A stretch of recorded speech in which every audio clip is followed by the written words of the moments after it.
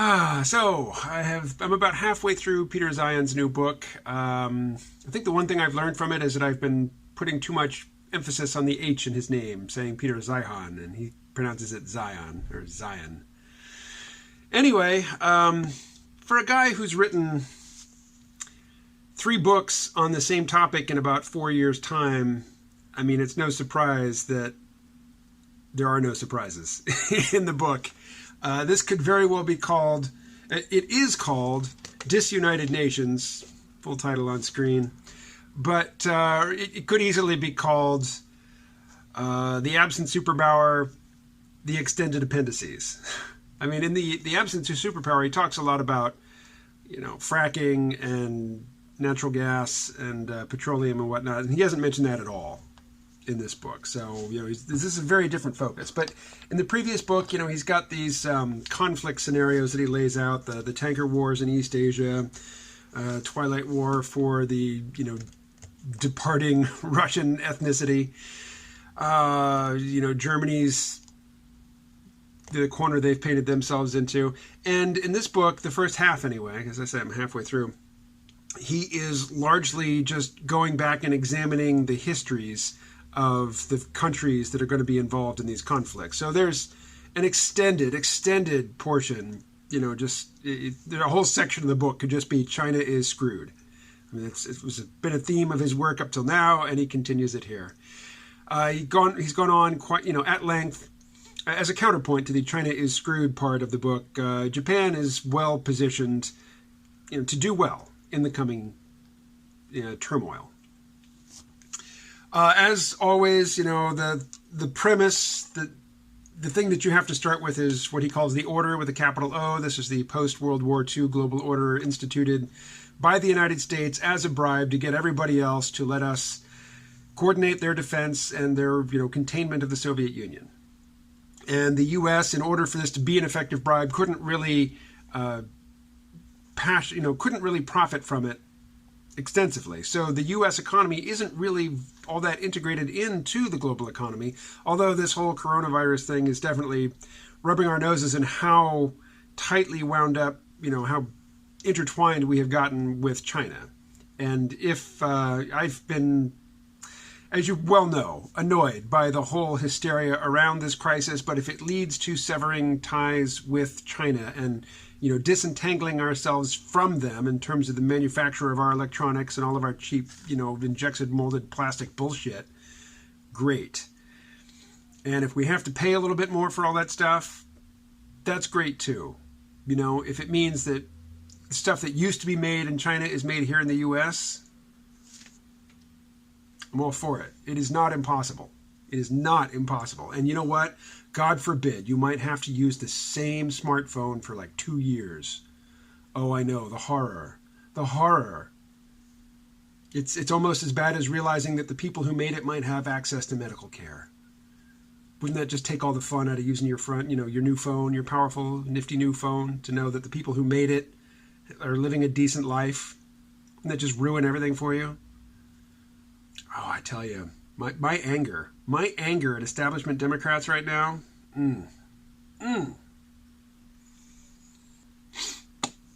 I am leaning hard on the intellectual commitment to the idea that typically when you have a violent revolution and overthrow of an existing authority, that what you get in the immediate aftermath is worse.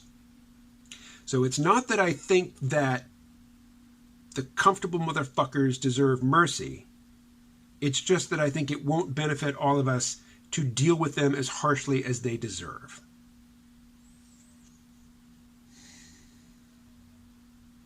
So I got up early today to watch the newest episode of Star Trek Picard. I've mentioned before that I am not paying attention to the people who have built a brand on hating new Star Trek and who have committed themselves to hating Picard before they've even seen it. And at the same time, I have admitted that the show has some obvious shortcomings, and there are things about it that I don't like, but the things that I like about it, I like well enough to tolerate the other stuff. But the other stuff is kind of building up. Like, I spent the first several episodes saying, okay, let's go, move it along. Mostly because I wanted to get to Jerry Ryan as 7 of 9. Then she shows up. She's in it for one episode. Basically, it's just another exercise in taking a character who was doing okay the last time we saw him or her and either killing them immediately or demonstrating that all of their struggles have been for naught because they have been deeply compromised and have compromised themselves and their own moral values and their own identity, in just horrific ways.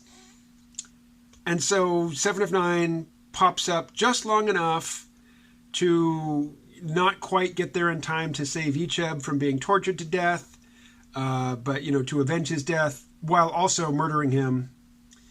And then she gets to make a couple speeches, and then she gets to murder somebody else in cold blood. Not that they didn't deserve it, but, last we saw her, she was a better character than that. And then she seemingly was gone, although in the next up on the upcoming episode of Picard, I see that she's going to be back, and she looks like she's going to be back to be tortured some more, to be dragged through the mud a bit more. Sorry to see it. At the same time, Riker and Troy are in this one, as is their daughter, and of course they've lost a child, and it's all very weepy and huggy, and had some tears in my eyes in certain parts, and it was manipulative and tear-jerky, but when I was married, I watched Grey's Anatomy. There is a place in my entertainment landscape for that sort of thing. So, fine. I guess it all comes down to this. Given Patrick Stewart's age, we can't really say, this whole secret hideout age of Star Trek is just obnoxious, and, I don't want to see any of my old favorites revisited right now because it's just going to be a disaster. Let's hold off. Let's wait until Sherry Redstone gets to, completely remake Paramount, the new Paramount, in the image of her vision. We can't wait. Patrick Stewart just doesn't have that much time left, to revisit this role. And I would rather see what we're getting than nothing. And again, it's pretty. And I like some of the supporting cast. I have tried to give the elf, I know he's a Romulan, but really he's just Legolas. I have tried to give him the benefit of the doubt. He is such a cliched character. He's just lifted. Just lifted straight up out of the Lord of the Rings and plops down into Star Trek Picard. And it's cute. He's pretty. Some super kung fu swordplay. I'm a sucker for it. I really should be totally on board with this character, but there's just nothing original about him. There's nothing that makes him stand out as an individual character rather than just an instantiation of a type. So, Super Tuesday, Disunited Nations, Star Trek.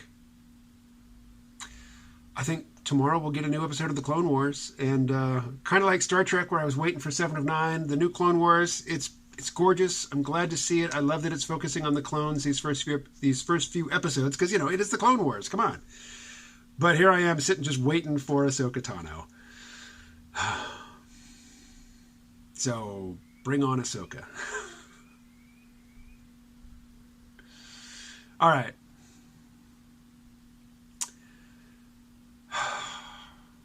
The anger. It will be back. Hopefully under controlled circumstances. Talk to you later.